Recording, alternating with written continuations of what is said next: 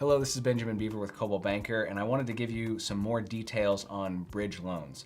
So basically, a bridge loan is a way for you to, if you have a house that you're living in, you can get a loan to buy a new house without incurring a second payment during the bridge period. So the whole idea about a bridge loan is to be able to buy a second house without having two payments at the same time. Very convenient for buyers who are not wanting the stress of trying to do a contingency contract and sell your house and try to close both properties at the same time and figure out moving and all of that. A bridge loan gives you the ability to make a non-contingent offer.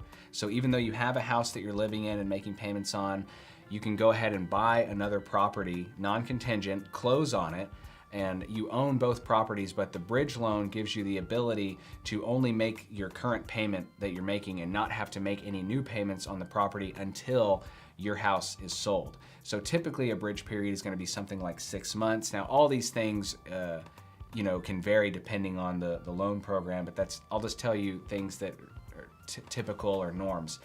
So what you have to qualify for a bridge loan is equity. You have to have some equity in your current house.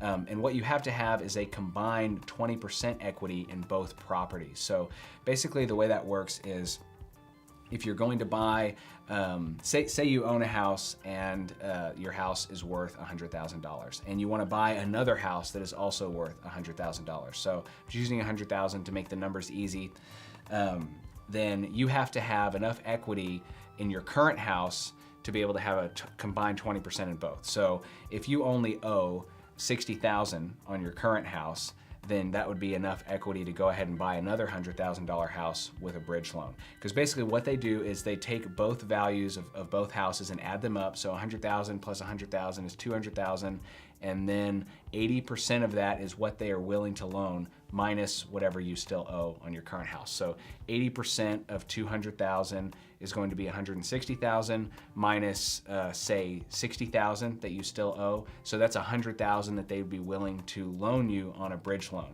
And so basically the way it works is it's interest only on the new house. And so you can either, for 6 months usually, unless they extend that, you can either pay monthly on just the interest only, or you can let it accrue until you refinance. Because you have so much equity, you have the option to do it either way. The reason you may not want to do a bridge loan is because you end up paying some closing costs when you first get the bridge loan, and you end up paying more refinancing fees at the end, because typically once you sell your current house, you're going to refi to a 30-year fixed or 15-year fixed or whatever kind of loan you want to get once you buy the new house. So, but for a lot of people, the pros outweigh the cons because of just how easy it makes everything, being able to go ahead and buy another house, not make two payments, and have plenty of time to sell your current house. And because you have so much equity in your first house, you've got flexibility. Like if you had it on the market for a month or two and you weren't getting any traction, you've got ability to reduce the price and get it competitive. So usually people that have the equity to do bridge loans are in good position to close the deal.